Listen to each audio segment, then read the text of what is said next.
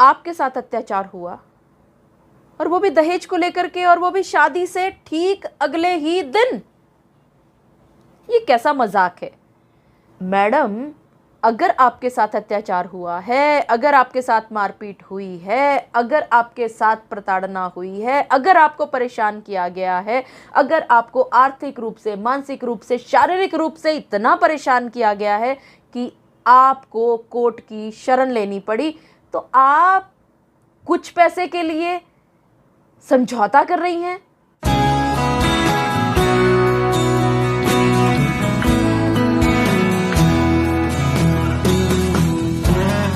मेरे पास जितने भी केसेस आते हैं उसमें से ज़्यादातर केसेस के अंदर जो बात सामने आती है कि लड़कियां विमेंस सेल में दहेज का केस दायर कर देती हैं, और दहेज का केस दायर करने के बाद जब काउंसलिंग के लिए बिठाया जाता है तो वहाँ पर लड़कियां अनाप शनाप पैसा मांगा करती हैं अपनी कंप्लेंट को वापस लेने के लिए। यहाँ दो बातें सामने आती हैं। अगर वाकई में इस लड़की के साथ अत्याचार हुआ है तो समझौते की टेबल पर लड़की आई ही क्यों? वो समझौते के लिए उसने हामी भरी ही क्यों? अगर उसके साथ मारपीट हुई थी, अगर उसके साथ अत्याचार हुआ था, अगर उसको प्रताड़ित किया गया था, तो उस प्रताड़ना के बदले में पति को सजा तो दी जा सकती है। कुछ पैसे में क्या वो प्रताड़ना खत्म हो जाती है? एक ये सवाल। और दूसरा सवाल कि क्या ये महिला मंडल या CAW सेल जो ये अथॉरिटी बनाई गई है, क्या ये रिकवरी सेल है? यानी ऐसी सेल, ऐसी जगह, ऐसी अथॉरिटी जहां पर पति से सामान की उगाही करवा ली जाए। खैर, आज के इस वीडियो में मैं आप सभी के साथ इन्हीं सब बातों पर चर्चा करने वाली हूं। मैं एडवोकेट मोहिनी मोना आप सभी का पुनः स्वागत करती हूं, और आप सभी देख रहे हैं अपना पसंदीदा चैनल मोहिनी मोना एडवोकेट। अगर आपने मेरे इस चैनल को अभी तक सब्सक्राइब ना किया हो, या आप मेरे इस चैनल के लिए नए हैं, तो इसको जल्दी से जल्दी सब्सक्राइब कर दीजिएगा, ताकि आपको इसी तरह के लीगल इन्फॉर्मेटिव वीडियोस की नोटिफिकेशन सबसे पहले मिल सके। अब देखिए, बहुत ही अजीब सी बात है। एक तरफ तो लड़कियां ये कहा करती हैं कि उनके साथ शादी के अगले दिन से ही मारपिटाई शुरू हो गई, उनको शादी से अगले दिन ही दहेज के लिए प्रताड़ित किया जाने लगा। और ये दहेज की प्रताड़ना सिर्फ एक व्यक्ति से नहीं दिखाई जाती, बल्कि इसमें ससुराल के एक एक सदस्य का नाम लिख दिया जाता है। बल्कि ऐसे भी लोगों का नाम लिख दिया जाता है जिनका कोई लेना देना नहीं, जो शादी से लेकर के और जब ये कंप्लेंट दर्ज हुई है तब तक मुश्किल से 1 या 2 बार ही वहाँ पर आए होंगे। और अगर ऐसा हुआ, मान लेते हैं फॉर द आर्ग्यूमेंट सेक कि पत्नी के साथ वाकई में ये सब हुआ, चलिए उससे भी पहले एक और बात पर गौर फरमाते हैं। आप सभी लोग जितने भी मेरे व्यूअर्स इस वीडियो को देख रहे हैं, उन सभी के घर में शादियां होती रहती हैं, नई बहुएं आती रहती हैं, अपने खुद के घरों में आपके, या आपके रिश्तेदारी में, चाचा के, मामा के, फूफा के, मौसी के, यानी आसपास या इसके अलावा आपके दोस्तों और सहेलियों की शादी होती रहती हैं। बहुएं आती रहती हैं, बहुएं जाती रहती हैं बन करके दूसरे परिवारों में। आपने आज तक ऐसे कितने परिवार देखे हैं जिस परिवार में शादी के अगले दिन ही बहू को मारा जाए, उसको गाली दे दी जाए, अपशब्द उसके लिए कहे जाएं, उसको ताने देने शुरू कर दें, शादी के अगले दिन, फिर से कह रही हूँ, आपने ऐसे कितने घर देखे हैं जिन घरों में बहुएं आईं और शादी के अगले दिन ही मार पिटाई शुरू हो गई उसके साथ, उसको गालियां दी जाने लगी, उसको धक्के दिए जाने लगे, उसका सिर फोड़ दिया, उसको ताने दिए जाने लगे। और वजह क्या थी? दहेज। क्या आपके साथ ऐसा हुआ है? अगर आपके परिवार में किसी भी एक के साथ ऐसा हुआ है तो प्लीज़ नीचे कमेंट में लिख करके मुझे ज़रूर बताइएगा कि हाँ, ऐसा उन्होंने देखा है। चलिए, ये भी सच है कि आज तक हमने तो, मतलब अगर मैं अपनी बात कहूँ तो मैंने आज तक ऐसा कोई घर नहीं देखा जहाँ पर अगले ही दिन किसी बहू को मारा जाए, पीटा जाए। शादी के अगले दिन तो बहू को देखने के लिए मुंह दिखाई का इतना बड़ा आयोजन हर समाज में होता है, हर एक खानदान में होता है, हर एक परिवार में होता है। खुशियां मनाई जाती हैं। परिवार में एक नई लड़की बहू बन के आई है, वो किसी की भाभी है, किसी की चाची है, किसी की ताई है।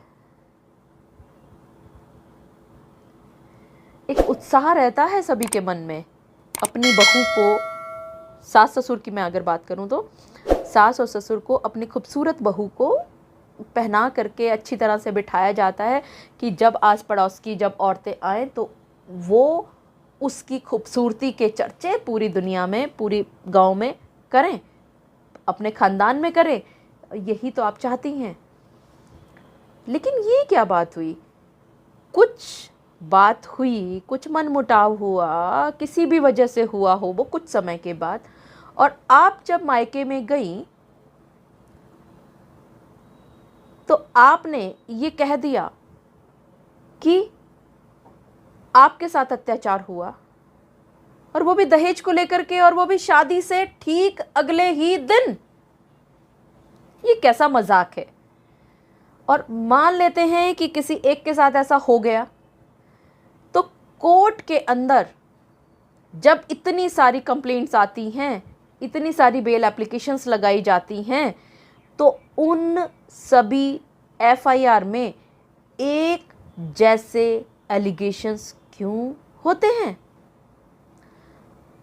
सभी बहुओं ने एक ही बात कह रखी है कि शादी के अगले ही दिन उनके साथ मार पिटाई हो गई, गाली गलौज हो गया, उनको बहुत बुरी तरह से प्रताड़ित किया गया, उनके साथ ढेर सारे अत्याचार किए, और वो भी एक ने नहीं, सब ने। अरे ये कैसे अत्याचार हुआ करते हैं कि पूरा का पूरा कुनबा आ गया, पूरा का पूरा परिवार आ गया और सबने एक साथ मारना पीटना शुरू कर दिया बहू को, और वो भी ही अगले दिन। हम रह कहाँ रहे हैं? ये हम किस समाज में जा रहे हैं? लड़कियों संभल जाओ, समझ जाओ, ये कर क्या रही हो आप अपने साथ?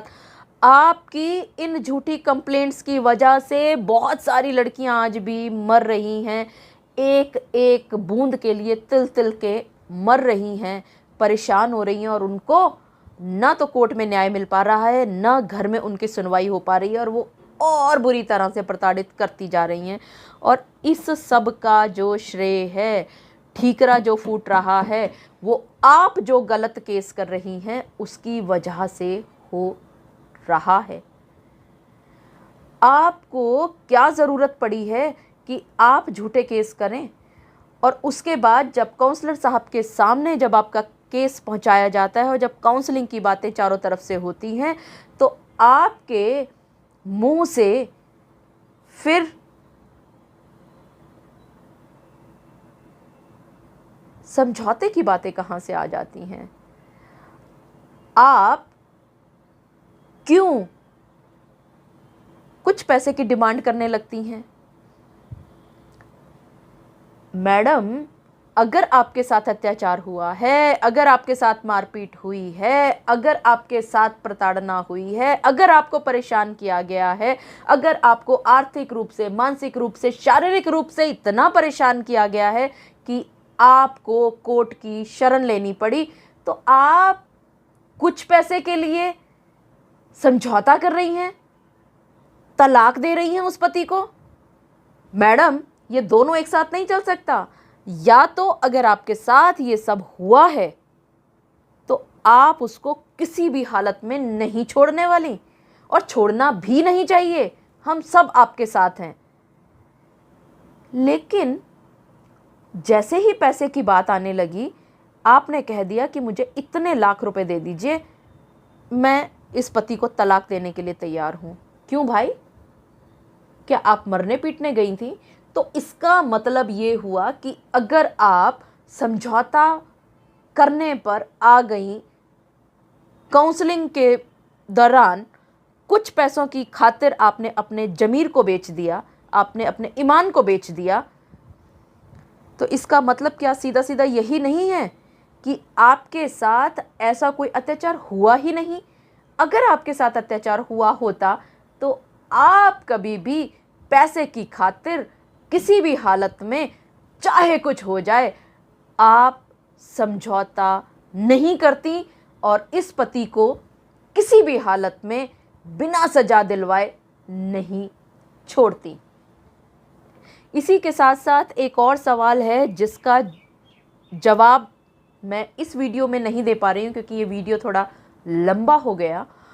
अगले वीडियो में मैं आप सभी के साथ उन सभी बातों पर चर्चा करने वाली हूँ कि क्यों आप झूठी लड़कियों ने, झूठी पत्नियों ने CAW सेल को रिकवरी सेल या उगाही केंद्र समझ लिया है।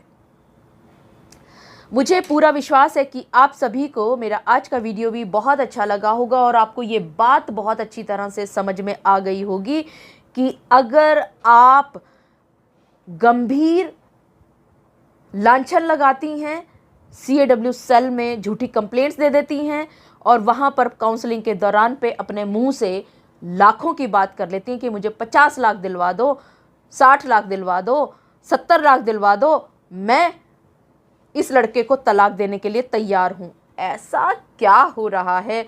आज ये समाज किस पतन की ओर जा रहा है? आप अपने अपने दिमाग को संभाल लीजिए, अपने दिमाग को दुरुस्त कर लीजिए। ऐसा ना हो कि थोड़े दिनों के बाद आपकी जो कंप्लेंट्स हैं वो लेनी ही बंद होने शुरू हो जाएं, क्योंकि आपको पता है ना कि पहले जब कोई भी दहेज का केस किया जाता था तो फ़ौरन लड़कों को सालों साल, महीनों महीनों अंदर बंद कर दिया जाता था। लेकिन आज बड़े प्यार से बाहर की बाहर बेल हो रही है। तो यहाँ पर गलती आप लड़कियों की है, जिसकी वजह से लड़के फ़ायदा लेकर के जा रहे हैं। आप अपनी गलतियाँ नहीं मानती हैं, सिर्फ ये कहती हैं ना जाने क्यों लड़कों को बिना बात में बेल मिलती चली जा रही है। मुझे पूरा विश्वास है कि आप सभी को मेरा आज का वीडियो भी बहुत अच्छा लगा होगा। अगर आपको मेरा आज का वीडियो भी अच्छा लगा तो इसको लाइक, शेयर और कमेंट करना ना भूलिएगा। और हाँ, अगर आप मेरे इस चैनल के लिए नए हैं तो इसको जल्दी से जल्दी शेयर कर दीजिएगा, ताकि आपको इसी तरह के लीगल इन्फॉर्मेटिव वीडियोज़ की नोटिफिकेशन सबसे पहले मिल सके। अपना और अपने परिवार का बहुत अच्छी तरह से ध्यान रखिएगा। Thank you, take care, bye bye.